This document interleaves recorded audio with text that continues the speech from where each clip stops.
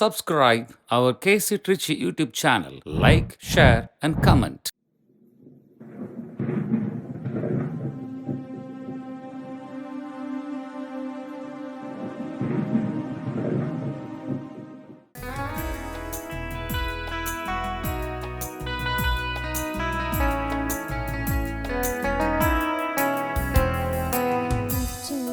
மலராக ஆலயத்தில் வருகின்றோம், ஆனந்தமாய் புகழ் கீதம் இன்றும் பாடுவோம். அர்ச்சனை மலராக ஆலயத்தில் வருகின்றோம், ஆனந்தமாய் புகழ் கீதம் இன்றும் பாடுவோம். அர்ப்பணித்த வாழ்ந்திட அன்பரும் வளர்ந்திட ஆசையோடு அருள் வேண்டி பணிகின்றோம். அர்ப்பணித்த வாழ்ந்திட அன்பரும் வளர்ந்திட ஆசையோடு அருள் வேண்டி பணிகின்றோம். அர்ச்சனை மலராக ஆலயத்தில் வருகின்றோம், ஆனந்தமாய் புகழ் கீதம் இன்றும் பாடுவோம்.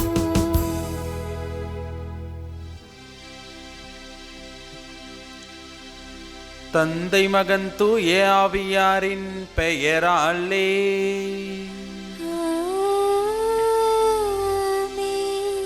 நம் ஆண்டவராகிய இயேசு கிறிஸ்துவின் அருளும் கடவுளின் அன்பும் தூய ஆவியாரின் தோழமையும் நட்புறவும் உங்கள் அனைவரோடும் இருப்பதாக. ஆன்மாவோடும் இருப்பதாக. சகோதர சகோதரிகளை, தூய மறை நிகழ்வுகளை கொண்டாட நாம் தகுதி பெறும் பொருட்டு நம் பாவங்களை ஏற்றுக்கொள்வோம். எல்லாம் வல்ல இறைவனிடமும் சகோதர சகோதரிகளே, உங்களிடமும் நான் பாவியென ஏற்றுக்கொள்கின்றேன். ஏனெனில் என் சிந்தனையாலும் சொல்லாலும் செயலாலும் கடமையில் தவறியதாலும் பாவங்கள் பல செய்தேன். என் பாவமே, என் பாவமே, என் பெரும் பாவமே. ஆகையால் எப்பொழுதும் கன்னியான புனித மரியாவையும் வானதூதர் புனிதர் அனைவரையும், சகோதர சகோதரிகளே உங்களையும் நம் இறைவனாகிய ஆண்டவரிடம் எனக்காக வேண்டிக்கொள்ள மன்றாடுகின்றேன். எல்லாம் வல்ல இறைவன் நம் மீது இரக்கம் வைத்து நம் பாவங்களை மன்னித்து நம்மை நிலை வாழ்வுக்கு அழைத்துச் செல்வாராக. ஆமீன்.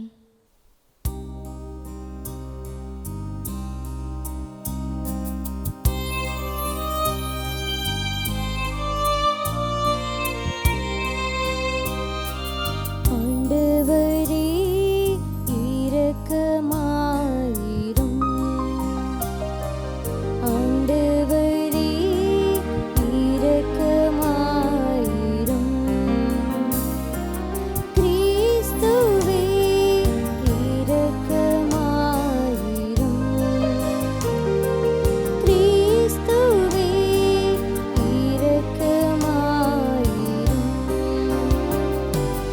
ஆண்டவரே இரக்கமாயிரும். ஆண்டவரே இரக்கமாயிரும்.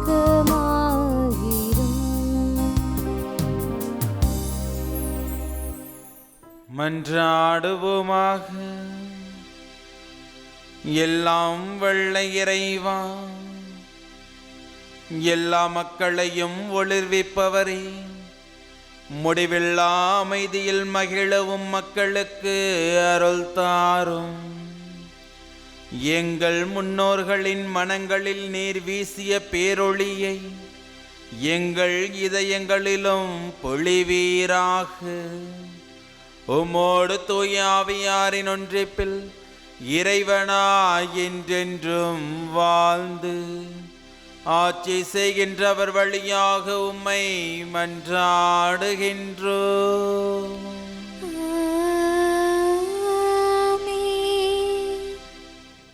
முதல் வாசகம். நாம் ஒருவர் மற்றவரிடம் அன்பு கொண்டுள்ளோம் என்றால் கடவுள் நம்மோடு நிலைத்திருக்கிறார். திருத்துதர் யோவான் எழுதிய முதல் திருமுகத்திலிருந்து வாசகம். அதிகாரம் 4, இறைவசனங்கள் 11-18 முடிய. அன்பார்ந்தவர்களே, கடவுள் நம்மீது அன்பு கொண்டார் என்றால் நாமும் ஒருவர் மற்றவர் மீது அன்பு கொள்ள கடமைப்பட்டிருக்கிறோம். கடவுளை எவரும் என்றுமே கண்டதில்லை. நாம் ஒருவர் மற்றவரிடம் அன்பு கொண்டுள்ளோம் என்றால் கடவுள் நம்மோடு இணைந்திருப்பார். அவரது அன்பு நம்மிடம் நிறைவு பெறும். அவர் தமது ஆவியை நமக்கு அருளியதால் நாம் அவரோடு இணைந்திருக்கின்றோம் எனவும் அவர் நம்மிடம் இணைந்திருக்கிறார் எனவும் அறிந்து கொள்கிறோம். தந்தை தம் மகனை உலகிற்கு மீட்பராக அனுப்பினார் என்பதை நாங்களே கண்டறிந்தோம், சான்றும் பகர்கின்றோம். இயேசுவே இறைமகன் என ஏற்று அறிக்கையிடுபவரோடு கடவுள் இணைந்திருக்கிறார். அவரும் கடவுளோடு இணைந்திருக்கிறார். கடவுள் நம்மிடம் கொண்டுள்ள அன்பை அறிந்துள்ளோம், அதை நம்புகிறோம். கடவுள் அன்பாயிருக்கிறார். அன்பில் நிலைத்திருக்கிறவர் கடவுளோடு இணைந்திருக்கிறார். கடவுளும் அவரோடு இணைந்திருக்கிறார். கடவுள் இருப்பது போல் நாமும் இவ்வுலகில் இருக்கின்றோம். எனவே தீர்ப்பு நாளில் உறுதியான நம்பிக்கை கொண்டிருப்போம். இவ்வாறு நம்மிடையே உள்ள அன்பு நிறைவடைகிறது. அன்பில் அச்சத்திற்கு இடமில்லை. மாறாக நிறையன்பு அச்சத்தை அகற்றிவிடும். ஏனெனில் அச்சத்தில் தண்டனை உணர்வு அடங்கியுள்ளது. அச்சம் கொண்டுள்ளவரிடம் அன்பு முழு நிறைவு அடையாது. ஆண்டவரின் அருள்வாக்கு. இறைவனுக்கு நன்றி. பதிலுரை திருப்பாடல் 72. நாம் பாட வேண்டிய பதிலுரை: ஆண்டவரே, எல்லா இனத்தவரும் உமக்கு ஊழியம் செய்வார்கள்.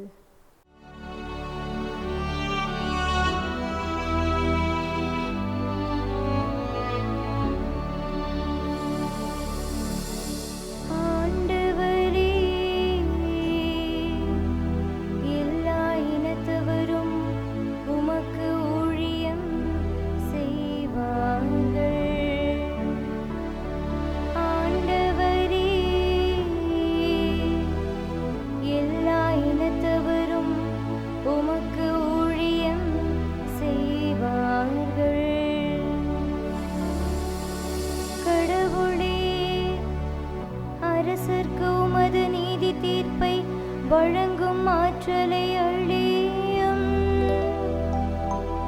அரச மைந்தரிடம் உமது நீதி விளங்கச் செய்யும். அவரும் மக்களை நீதியோடு ஆழ்வாராக. உம்முடையவரான எளியோர்க்கு நீதி தீர்ப்பு வழங்குவாராக. ஆண்டவரே, எல்லா இனத்தவரும் உமக்கு ஊழியம் செய்வார்கள். தர்சீசு அரசர்களும் தீவுகளின் அரசர்களும் காணிக்கைகளை கொண்டு வருவார்கள். சேபாவிலும் செபாவிலும் உள்ள அரசர்கள் நன்கொடைகளை கொண்டு வருவார்கள். எல்லா அரசர்களும் அவர் முன் தரை மட்டும் தாழ்ந்து வணங்குவார்கள். எல்லா இனத்தவரும் அவருக்கு ஊழியம் செய்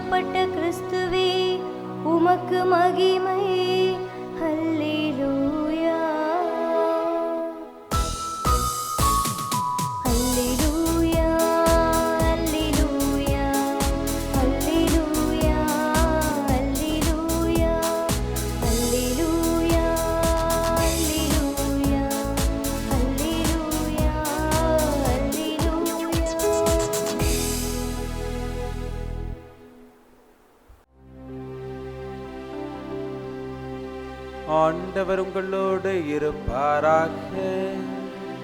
உம் ஆன்மாவோடும் இருப்பாராக. மார்க்கு எழுதிய தூய நற்செய்தியிலிருந்து வாசகம். ஆண்டவரே, மாட்சி உமக்கே. 5000 பேர் உணவு உண்ட பின் இயேசு கூட்டத்தினரை அனுப்பி கொண்டிருந்தார். அப்பொழுது தம் சீடரையும் உடனே படகேறி தமக்கு முன் அக்கறையில் உள்ள பெத்சாய்தாவுக்கு செல்லுமாறு அவர் கட்டாயப்படுத்தினார். அவர் அவர்களிடமிருந்து விடை பெற்று கொண்டு இறைவனிடம் வேண்டுவதற்காக ஒரு மலைக்கு சென்றார். பொழுது சாய்ந்த பிறகும் படகு நடுக்கடலில் இருந்தது. ஆனால் அவர் தனியே கரையில் இருந்தார். அப்போது எதிர்காற்று அடித்தது. சீடர்கள் தண்டு வலிக்க பெரிதும் வருந்துவதைக் கண்ட அவர் கடல் மீது நடந்து அவர்களை நோக்கி வந்தார். அவர்களை கடந்து செல்ல விரும்பினார். அப்போது ஏறக்குறைய 4ஆம் காவல் வேளை. அவர் கடல் மீது நடப்பதைக் கண்டு அது பேய் என்று எண்ணி அவர்கள் அலறினார்கள். ஏனெனில் எல்லாருமே அவரை கண்டு அஞ்சி கலங்கினர். உடனே இயேசு அவர்களிடம் பேசினார்.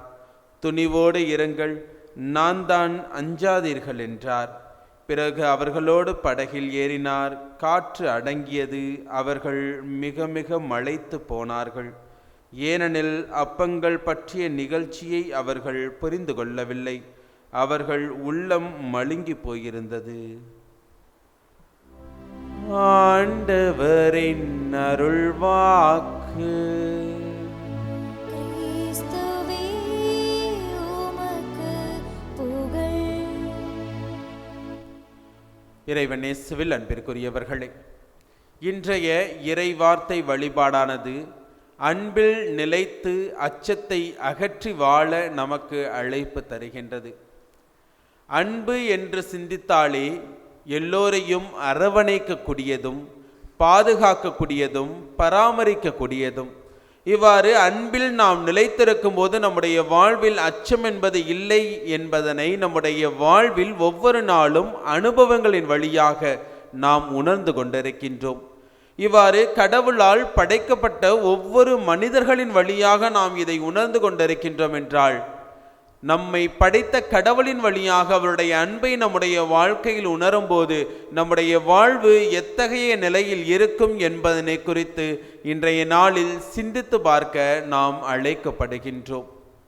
இன்றைய முதல் வாசகத்தில் திருத்தூதர் யோவான் தன்னுடைய திருமுகத்தில் அன்பை மையமாக கொண்டு நமக்கு எழுதுகின்றார். இந்த அன்பை மையமாக கொண்டு எழுதக்கூடிய இந்த திருமுகத்தில் 3 நிலைகளில் இன்றைய வாசகங்களை நாம் பார்க்கலாம். முதல் நிலை, கடவுள் மனிதர்கள் மீது கொண்டிருக்கக்கூடிய அந்த அன்பு. இரண்டாவது நிலை, அந்த அன்பை நாம் எவ்வாறு இம்மண்ணகத்தில் செயல்படுத்தக்கூடியவர்களாக இருக்கின்றோம். மூன்றாவது, அந்த அன்பு நம்மை எந்த நிலைக்கு அழைத்து செல்லக்கூடிய ஒன்றாக இருக்கின்றது. இந்த முதல் நிலையை குறித்து சிந்திக்கும் போது கடவுள் நம்மை எவ்வளவு தூரம் அன்பு செய்யக்கூடியவராக இருக்கின்றார் என்றால், தன்னுடைய ஒரே மகனை இம்மண்ணகத்தில் மனிதராக அனுப்பி அவரின் வழியாக நம்முடைய பாவ நிலையிலிருந்து நம்மை மீட்பதற்காக கடவுள் திருவுளம் கொண்டார். எனவே அது கடவுளின் திருவுளத்தின் நிமித்தம் ஆண்டவர் இயேசு கிறிஸ்து மண்ணகத்தில் மனிதராக பிறந்து நாம் அனைவரும் பாவத்திலே விழுந்து கிடக்கக்கூடாது, பாவத்திலே நம்முடைய வாழ்வை நாம் அழித்து கொள்ளக்கூடாது என்பதற்காக நம் ஒவ்வொருவரையுமே மீட்கக்கூடியவராக இருக்கின்றார். அவ்வாறு அந்த மீட்பே கடவுள் எவ்வளவு தூரம் நம்மை அன்பு செய்கின்றார் என்பதனை நமக்கு எடுத்து காட்டுகின்றது.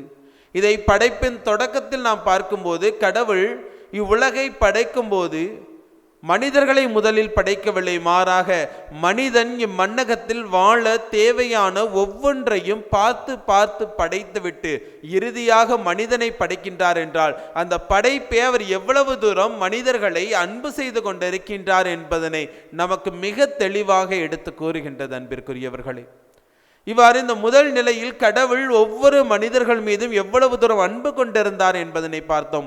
அந்த அன்பை நாம் எவ்வாறு செயல்படுத்த வேண்டும். இந்த இரண்டாவது நிலையை குறித்து சிந்திக்கும் போது ஆண்டவர் இயேசு கிறிஸ்து மண்ணகத்தில் மனிதராக பிறந்து நாம் ஒருவர் மற்றவரை எவ்வளவு தூரம் அன்பு செய்யக்கூடியவர்களாக இருக்க வேண்டும் என்பதனை தன்னுடைய வாழ்வின் வழியாக நமக்கு வாழ்ந்து காட்டியிருக்கின்றார். இவ்வாறு நமக்கு அந்த அன்பு கட்டளை கொடுப்பதன் வழியாக கடவுளை எவ்வளவு தூரம் நாம் அன்பு செய்கின்றோமோ அதே போல் இந்த சமூகத்தில் நம்முடன் வாழக்கூடிய சக சகோதர சகோதரிகளையும் அன்பு செய்யக்கூடியவர்களாக இருக்க வேண்டும் என்பதனை நமக்கு உணர்த்துகின்றார். அதே இன்று முதல் வாசகத்தில் பார்க்கும்போது நாம் ஒருவர் மற்றவரிடம் அன்பு கொண்டுள்ளோம் என்றால் கடவுள் நம்மோடு நிலைத்திருக்கிறார். இவ்வாறு கடவுள் நம்மை எவ்வளவு தூரம் அன்பு செய்கின்றாரோ அந்த அன்பை வெறுமனே நாம் உணரக்கூடியவர்களாக மட்டும் நம்முடைய வாழ்க்கையில் வாழக்கூடாது. மாறாக எவ்வளவு தூரம் கடவுளுடைய அன்பை உணர்கின்றோமோ அவரை போல நாமும் ஒருவர் மற்றவரை அன்பு செய்ய வேண்டும். அவ்வாறு அன்பு செய்யும் போது அந்த கடவுள் நம்மோடு நிலைத்திருக்கின்றார் என்று அந்த கடவுளுடைய உடனிருப்பை நம்முடைய வாழ்க்கையில் உணர முடியும் என்பதனை திருத்தூதர் யோவான் தன்னுடைய திருமுகத்தில் குறிப்பிடுகின்றார். இவ்வாறு கடவுள் நம்மை எவ்வளவு தூரம் அன்பு செய்கின்றார், அன்பை நாம் எவ்வளவு தூரம் நம்முடைய வாழ்க்கையில் செயல்படுத்த வேண்டும் என்று கூறக்கூடிய அவர் அந்த அன்பு நம்மை எத்தகைய நிலைக்கு அழைத்து செல்கின்றது என்பதனையும் இறுதியாக குறிப்பிடுகின்றார். நம்முடைய வாழ்வில் அன்பு நிலைத்திருந்தால் அச்ச உணர்விற்கு இடமில்லை என்பதனை அங்கு முன்வைக்கின்றார். ஏனென்றால் அச்ச உணர்வு என்பது ஒரு தண்டனைக்கான ஒரு உணர்வு. எனவே இந்த அச்ச உணர்வு நம்முடைய வாழ்விலிருந்து முழுவதுமாக அகற்றப்பட வேண்டும் என்றால் நாம் கடவுளுடைய அன்பை உணர வேண்டும். அதே போல அந்த அன்பை நம்முடைய வாழ்க்கையில் எல்லோரும் பகிர்ந்து கொள்ள வேண்டும். அவ்வாறு அந்த அன்பில் நாம் நிலைத்திருக்கும் போது நம்முடைய வாழ்வில் உள்ள அச்ச உணர்வுகள் அனைத்துமே முழுவதுமாக அகற்றப்படும். அவ்வாறு அச்ச உணர்வு அகற்றப்பட்டு விட்டது என்றால் நம்முடைய வாழ்வில் ஒரு மகிழ்ச்சி இருக்கும். நம்முடைய வாழ்வில் ஒரு பாதுகாப்பையும் கடவுளுடைய பராமரிப்பையும் கடவுளுடைய அரவணைப்பையும் உணர முடியும் என்பதனை இன்றைய முதல் வாசகம் நமக்கு எடுத்து கூறுகின்றது. அதை நற்செய்தி வாசகத்தோடு நாம் இணைத்து பார்த்தோம் என்றால் நற்செய்தி வாசகத்தில் ஆண்டவர் இயேசு கிறிஸ்து கடல் மீது நடந்து வரக்கூடிய அந்த ஒரு நிகழ்வை நாம் வாசிக்க கேட்டோம். கடல் மீது நடந்து வரக்கூடிய ஆண்டவர் இயேசு கிறிஸ்துவை பார்த்து பேய் என்று அஞ்சக்கூடிய சீடர்கள். இதற்கு முந்தைய நிகழ்வை நாம் பார்க்கும்போது தன்னை நோக்கி வந்த ஒவ்வொரு மக்கள் மீதும் பரிவு கொண்டு அவர்கள் ஆயனெல்லாம் ஆடுகளைப் போல இருக்கின்றார்கள் என்று அவர்கள் மீது கொண்டிருந்த அந்த அன்பின் நிமித்தம் அவர்களுக்கு ஆண்டவருடைய வார்த்தைகளை அறிவிக்கக்கூடியவராகவும் அதே வேளையில் அவர்களுடைய உடலுக்கு தேவையான உணவை கொடுத்து அவர்களை வழி அனுப்பக்கூடியவராகவும் ஆண்டவர் இயேசு கிறிஸ்து செயல்படுவதை நாம் பார்க்கின்றோம். இவ்வாறு இயேசுவோடு உடனிருந்தார்கள். இயேசு ஒவ்வொரு மக்கள் மீதும் ஒவ்வொரு மனிதர்கள் மீதும் எவ்வளவு தூரம் அன்பு கொண்டிருந்தார் என்பதனை பார்த்தவர்கள் கூட அதை தங்களுடைய வாழ்க்கையில் உணராத நிலையில்தான் சீடர்கள் வாழ்ந்து கொண்டிருந்தார்கள். எனவேதான் நடுக்கடலில் அந்த காற்றின் அழுத்தம் தாங்க முடியாமல் அவர்கள் தத்தளித்த போது அவர்களை நோக்கி வந்த ஆண்டவரை அவர்கள் அறியாத நிலையில் பேய் என்று அவர்கள் அஞ்சக்கூடியவர்களாக இருந்தார்கள். ஆனால் கடவுள் அவர்களுடைய அச்சத்தை அந்த நேரத்தில் அகற்றுகின்றார். அஞ்சாதீர்கள் என்று சொல்வதன் வழியாக அவருடைய ஐய உணர்வை அவர்களிடமிருந்து முழுவதுமாக அகற்றி தன்னுடைய உடனிருப்பை கொடுக்கின்றார். ஆண்டவர் இயேசு கிறிஸ்து நினைத்திருந்தால் கரையிலிருந்தே அந்த காற்றை கடிந்திருக்கலாம், அந்த காற்றையும் கடலையும் அமைதியாக்கி இருந்திருக்கலாம். ஆனால் அவர் அவ்வாறு செய்யவில்லை. மாறாக அவர்களோடு உடன் செல்கின்றார் என்றால் எவ்வளவு தூரம் தன்னுடைய உடனிருப்பை அவர்களுக்கு நிறைவாக கொடுக்கின்றார் என்பதனை நமக்கு வெளிப்படுத்தப்படுகின்றது. இது சீடர்களுக்கு மட்டுமல்ல, இன்றும் கடவுள் தன்னுடைய உடனிருப்பை நமக்கு கொடுத்து கொண்டுதான் இருக்கின்றார். தன்னுடைய அன்பை நமக்கு வெளிப்படுத்தி கொண்டுதான் இருக்கின்றார். அவ்வாறு வெளிப்படுத்தப்படக்கூடிய அந்த கடவுளுடைய அன்பை எவ்வளவு தூரம் நம்முடைய வாழ்க்கையில் உணரக்கூடியவர்களாக இருக்கின்றோம் என்பதனை நாம் ஒவ்வொருவருமே சிந்தித்து பார்க்க அழைக்கப்படுகின்றோம். அன்பிற்குரியவர்களே, இன்று நம்முடைய அன்றாட வாழ்க்கையில் அந்த கடவுளுடைய அன்பை உணரக்கூடியவர்களாக நாம் முதலில் வாழ்ந்து கொண்டிருக்கின்றோமா என்று சிந்தித்தோம் என்றால் மிகப்பெரிய ஒரு கேள்விக்குறியாகத்தான் வந்து நிற்கின்றது. ஏனென்றால் கடவுளுடைய அன்பை நம்முடைய வாழ்க்கையில் உணர்கின்றோம் என்றால் நம்முடன் வாழக்கூடிய சகோதர சகோதரிகளையும் அன்பு செய்யக்கூடியவர்களாகத்தான் நாம் வாழ்வோம். ஆனால் இன்று நம்முடைய அன்பு எத்தகைய நிலையில் இருக்கின்றது என்று பார்த்தோம் என்றால் தேவையின் நிமித்தம் ஒருவரை அன்பு செய்யக்கூடியவராகவும், நமக்கு சொத்துக்கள் வேண்டும், செல்வங்கள் வேண்டும், பணம் வேண்டும், பதவி வேண்டும், நமக்கு ஆதாயம் வேண்டும் என்று நம்முடைய தேவைகளை மையமாக கொண்டு அந்த தேவையின் நிமித்தம்தான் நம்முடன் வாழக்கூடியவர்களை அன்பு செய்யக்கூடியவர்களாக இருக்கின்றோம். தேவை நிறைவடைந்தால் யாரை அன்பு செய்கின்றோமோ அவர்களை தூக்கி எறியக்கூடியவர்களாக இருக்கின்றோம். இது எத்தகைய நிலையில் இருக்கின்றது என்றால் நம்முடைய பெற்றோர்களையும் இன்று நாம் அவ்வாறு தூக்கி எறியக்கூடியவர்களாகத்தான் இருக்கின்றோம் என்பதனை இந்த சமூகத்தில் நம்முடைய யாராலும் மறுக்கவும் முடியாது, மறக்கவும் முடியாது. சொத்துக்கள் கிடைத்து விட்டால் போதும். அது உடன் பிறந்த சகோதர சகோதரிகளாக இருக்கட்டும், நம்மை பெற்றெடுத்த பெற்றோர்களாக இருக்கட்டும், எல்லோரையும் தூக்கி எறிந்துவிட்டு நமக்கு தேவை சொத்துக்கள், என்னுடைய மகிழ்ச்சி, சுயநலம், இவற்றை தான் மையமாக கொண்டு நாம் வாழ்ந்து கொண்டிருக்கின்றோம். அவ்வாறு வாழ்ந்து கொண்டிருக்கின்றோம் என்றால் கடவுளுடைய அன்பு நம்முடைய வாழ்க்கையில் சற்றும் முழுமையாக இல்லை என்பதனை நாம் ஒவ்வொருவருமே உணர அழைக்கப்படுகின்றோம். எனவே கடவுளுடைய அன்பை நம்முடைய வாழ்க்கையில் உணர்கின்றோம் என்றால், நாம் மட்டும் நன்றாக இருந்தால், நான் மட்டும் மகிழ்ச்சியாக இருந்தால், என்னுடைய வாழ்வில் மட்டும் எல்லாம் நிறைவாக கிடைத்தால் போதாது. மாறாக என்னோடு உடனிருக்கவர்களும் மகிழ்ச்சியாக இருக்க வேண்டும், மகிழ்வோடு இருக்க வேண்டும், அவர்களும் தங்களுடைய வாழ்க்கையில் நிறைவை காண வேண்டும் என்ற அந்த ஒரு மனநிலையில் தான் நம்முடைய வாழ்க்கையில் நாம் செயல்படக்கூடியவர்களாக இருப்போம். எனவே நம்முடைய அன்றாட வாழ்க்கையில் கடவுளை அன்பு செய்யக்கூடியவர்களாகவும் அதே நேரத்தில் கடவுளுடைய அன்பை நிறைவாக உணர்பவர்களாகவும், அந்த உணர்வு நாம் மட்டும் உணர்பவர்களாக அல்லாமல் நம்முடன் வாழக்கூடிய சகோதர சகோதரிகளை அன்பு செய்வதன் வழியாக அதை வெளிப்படுத்தக்கூடியவர்களாகவும் இருப்போம். அவ்வாறு இருக்கும்போது நம்முடைய வாழ்வில் உள்ள அச்ச உணர்வுகள் அனைத்தும் அகற்றப்பட்டு வாழ்வில் நிறைவான மகிழ்ச்சியும் அமைதியும் சமாதானத்தையும் உணர்பவர்களாக, ஒரு மன நிறைவோடு வாழக்கூடியவர்களாக இருப்போம் என்ற சிந்தனையோடு தொடர்ந்து இப்பலியில் இணைந்து ஜெபிப்போம்.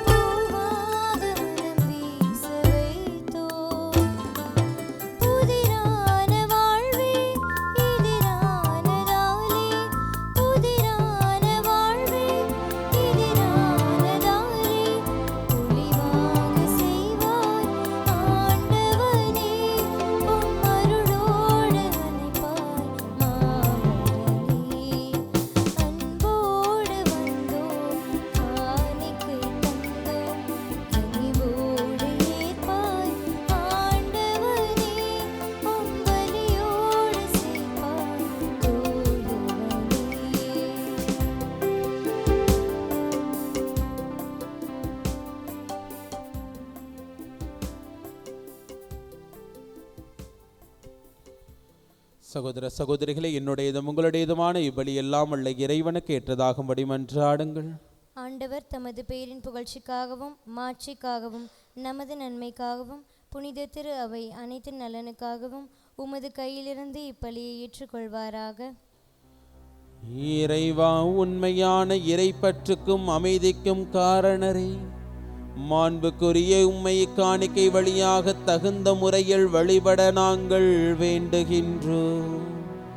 அதனால் தூய மறை நிகழ்வுகளில் உண்மையான உணர்வோடு பங்கேற்பதன் வழியாக நாங்கள் என்றும் ஒன்றுபடுவோமாக. எங்கள் ஆண்டவராகிய கிறிஸ்து வழியாக உம்மை மன்றாடுகின்றோம்.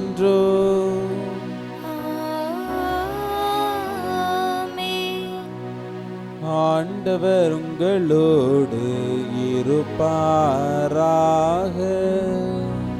உம்மான்மாவோடும் இருப்பாராக. இதயங்களை மேலே எழுப்புங்கள். ஆண்டவரிடம் எழுப்பியுள்ளோம். நம் இறைவனாகிய ஆண்டவருக்கு நன்றி கூறுவோம். அது தகுதியும் நீதியுமானதே. ஆண்டவரே, தூயவரான தந்தையே, என்றும் உள்ள எல்லாம் உள்ள இறைவா, எந்நாளும் எவ்விடத்திலும் நாங்கள் உமக்கு நன்றி செலுத்துவது மெய்யாகவே தகுதியும் நீதியும் ஆகும். எங்கள் கடமையும் மீட்புக்குரிய செயலுமாகும். ஏனெனில் வாக்கு மனிதரானார் என்னும் மறை நிகழ்வின் வாயிலாக உமது மாட்சியின் ஒளி எங்கள் மனக்கண்களுக்கு புதிதாய் ஒளி வீசியது. எனவே அவரில் நாங்கள் கடவுளை கண்கூடாய் காண்கின்றோம். அவர் வழியாகவே கண் காணாதவை மீதுள்ள அன்பினால் நாங்கள் ஆட்கொள்ளப்படுகின்றோம். ஆகவே வானதூதர் முதன்மை வானதூதரோடும் அரியணையில் அமர்வோர் தலைமை தாங்குவோரோடும் வான்படைகளின் அணிகள் அனைத்தோடும் சேர்ந்து நாங்கள் உமது மாட்சியை புகழ்ந்து முடிவின்றி பாடுவதாவது: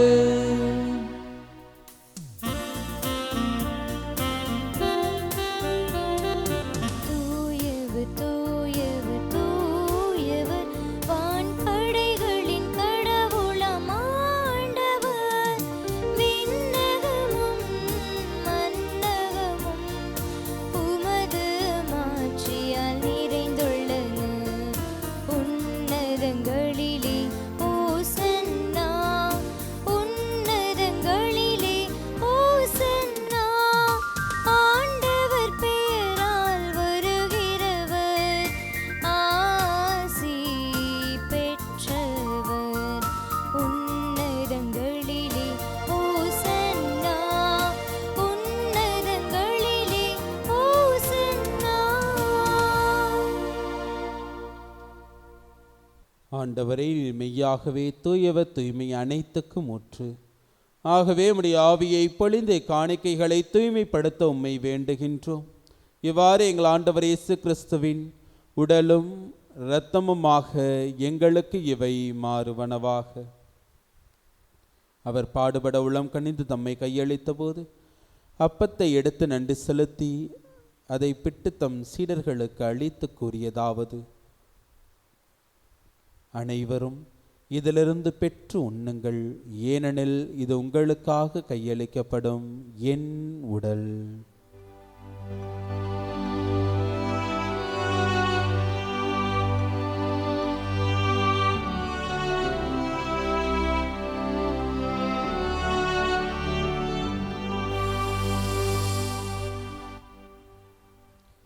அவ்வண்ணமே இரவு விருந்தை அருந்திய பின் கிண்ணத்தையும் எடுத்து மீண்டும் உமக்கு நன்றி கூறி தம் சீடர்களுக்கு அளித்தவர் கூறியதாவது: அனைவரும் இதிலிருந்து பெற்று பருகுங்கள், ஏனெனில் இது புதிய நிலையான உடன்படிக்கைக்குரிய என் இரத்தத்தின் கிண்ணம். இது பாவ மன்னிப்புக்கென்று உங்களுக்காகவும் பலருக்காகவும் சிந்தப்படும். இதை என் நினைவாக செய்யுங்கள்.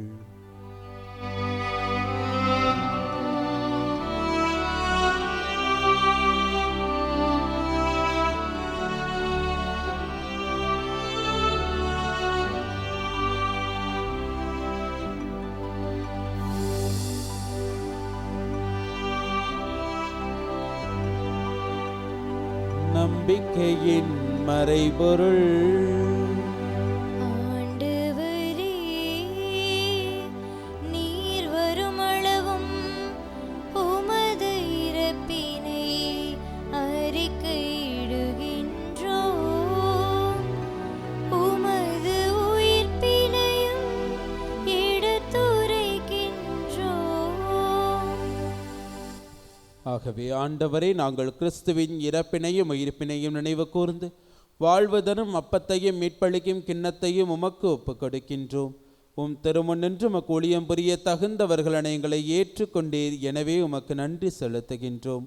மேலும் கிறிஸ்துவின் உடலிலும் இரத்தத்திலும் பங்கு கொள்ளும் எங்களை தூய ஆவியார் ஒன்று சேர்க்க வேண்டும் என உம்மை தாழ்மையுடன் மன்றாடுகின்றோம்.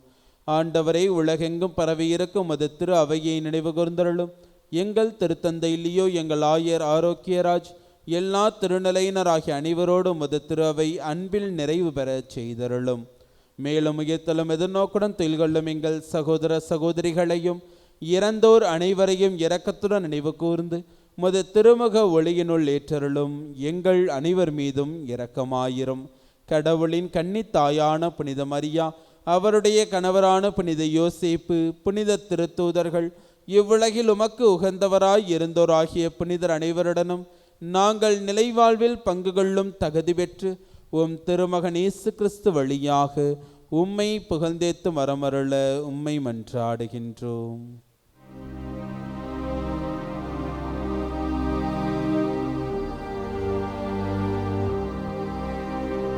இவர் வழியாக இவரோடு இவரில் எல்லாம் வல்ல இறைவனாகிய தந்தையே,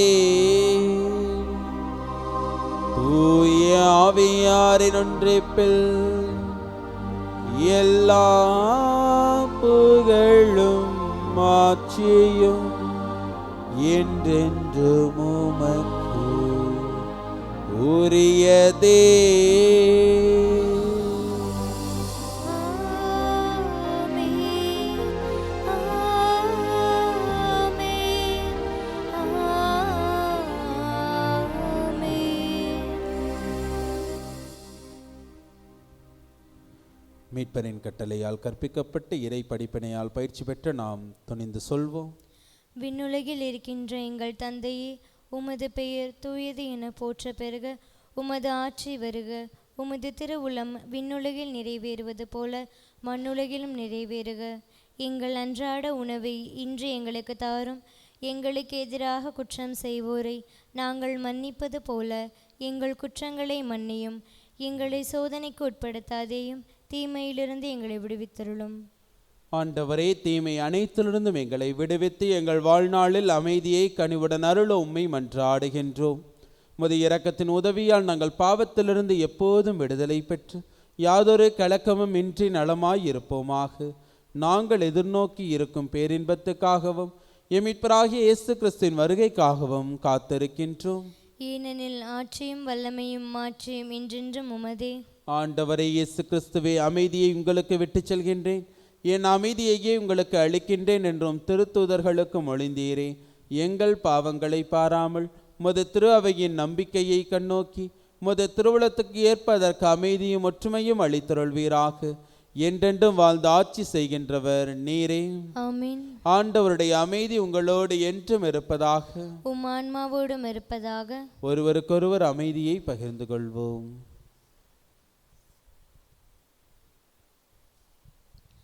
உலகின் பாவங்களை போக்கும் இறைவனின் செம்மறியே, எங்கள் மேல் இரக்கமாயிரும்.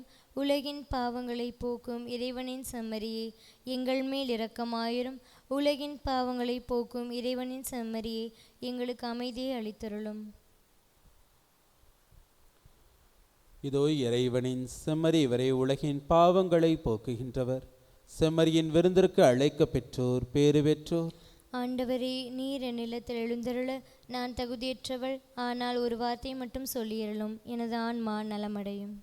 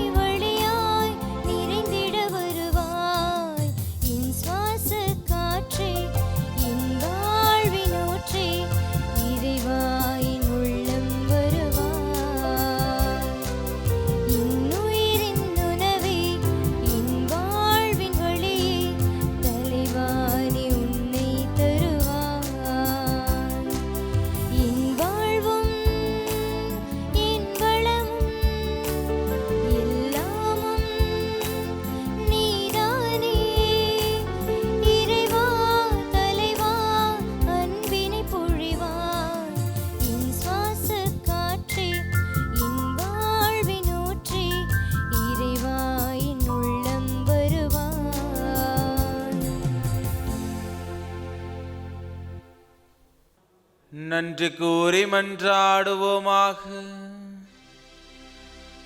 ஆண்டவரே, பல்வேறு உதவிகளால் வழிநடத்தப்படும் மக்கள் கூட்டம் உமது பரிவிரக்கத்தின் உதவிகளை இக்காலத்திலும் வருங்காலத்திலும் பெறுவதாக. இவ்வாறு கடந்து செல்லும் இவ்வுலக பொருட்கள் தரும் தேவையான ஆறுதலால் ஊட்டம் பெறும் அக்கூட்டம் மிகுந்த நம்பிக்கையோடு நிலையானவற்றை அடைய முயற்சி செய்வதாக. எங்கள் ஆண்டவராகிய கிறிஸ்து வழியாக உம்மை மன்றாடுகின்றோம்.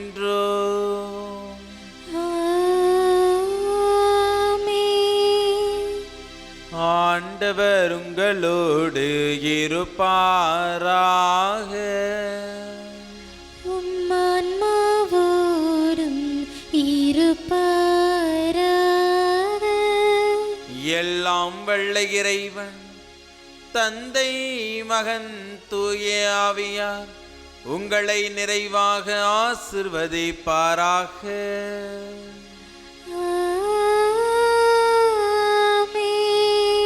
சென்று வாருங்கள், வாழ்வின் வழி தொடர்கின்றது. இறைவனுக்கு நன்றி.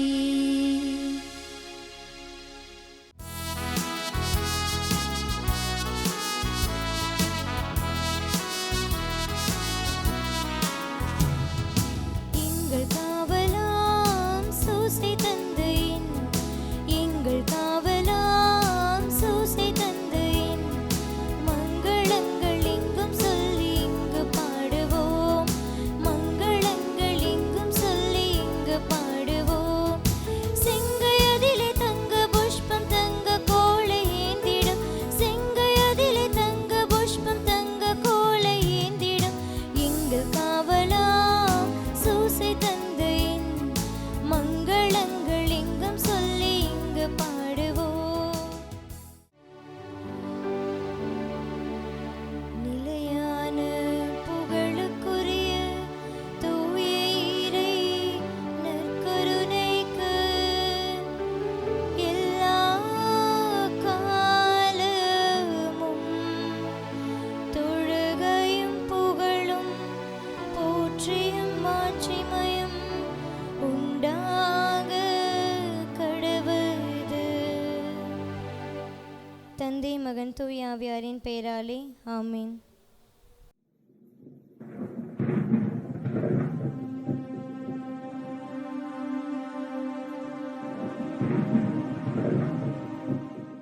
Subscribe our KC Trichy YouTube channel. Like, share and comment.